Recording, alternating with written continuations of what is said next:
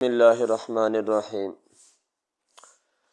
سوال یہ ہے کہ کیا شریعت میں اس کی کوئی حیثیت ہے جادو کی؟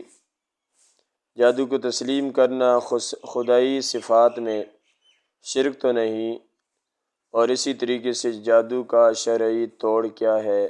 کیا واقعی کالا علم اور نوری علم وغیرہ کوئی علوم ہیں یا نہیں؟ اس کا جواب یہ ہے کہ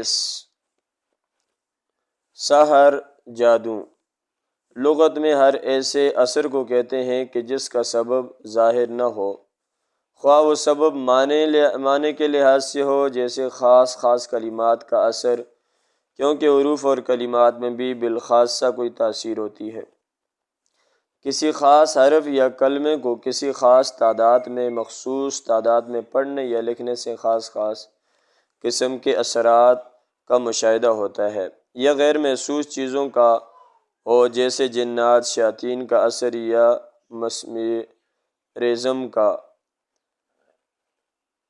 قوت خیالیہ کا اثر، یا محسوسات کا ہو مگر وہ محسوسات مخفی ہوں، جیسے مقناطیس کی کشش جبکہ مقناطیس نظروں سے پوشیدہ ہو، یا دعاؤں کا اثر جبکہ وہ دعائیں مخفی ہوں، یا نجوم اور سیارات کا اثر۔ اسی لیے جادو کی کئی قسمیں ہیں، مگر عرف عام میں عموماً جادو ان چیزوں کو کہا جاتا ہے جن میں جنات اور شیاطین کا عمل دخل ہو، یا قوت خیالیہ یا مسمرزم کا، یا کچھ الفاظ اور کلمات کا۔ قرآن اور سنت میں عموماً سحر جادو ایسے امر عجیب کو کہا جاتا ہے جس میں شیاطین کو خوش کر کے ان کی مدد حاصل کی گئی ہو۔ قرآن کریم میں ہے وَلَٰكِنَّ الشَّيَاطِينَ كَفَرُوا يُعَلِّمُونَ النَّاسَ السِّحْرَ، یعنی شیاطین نے کفر اختیار کیا، لوگوں کو جادو سکھاتے تھے۔ پھر شیاطین کو راضی کرنے کی مختلف صورتیں ہیں۔ نمبر 1، کبھی ایسے منتر اختیار کیے جاتے ہیں جن میں کفر اور شرک کے کلمات ہوں اور شیاطین کی مدح کی گئی ہو۔ نمبر 2، کواکب و نجوم، ستاروں کی عبادت اختیار کی گئی ہو جس سے شیطان خوش ہوتا ہے۔ یہ دونوں صورتیں کفر ہیں۔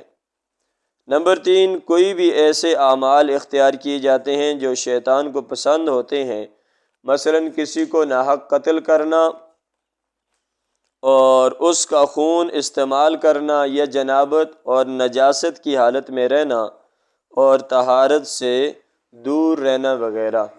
یہ حالتیں کفر تو نہیں ہیں لیکن حرام ضرور ہیں، اور اس کی وجہ سے بھی جادو کیا جاتا ہے۔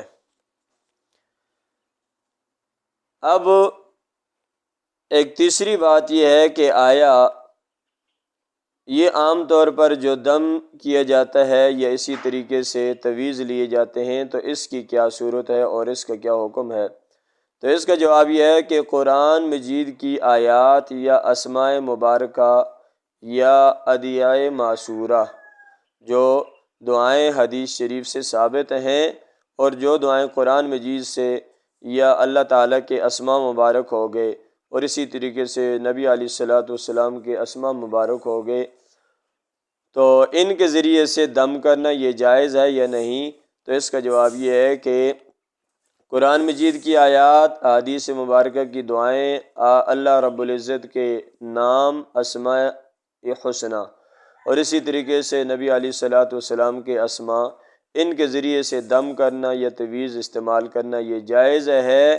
شرط اتنی ہے کہ جائز مقصد کے لیے ہو، کسی کو فائدہ پہنچانا مقصد ہو، کسی آدمی کو نقصان پہنچانا مقصد نہ ہو، تو تب جائز ہے۔ اگر کسی کو نقصان پہنچانا مقصود ہو تو اس صورت میں یہ بھی استعمال کرنا جائز نہیں ہے۔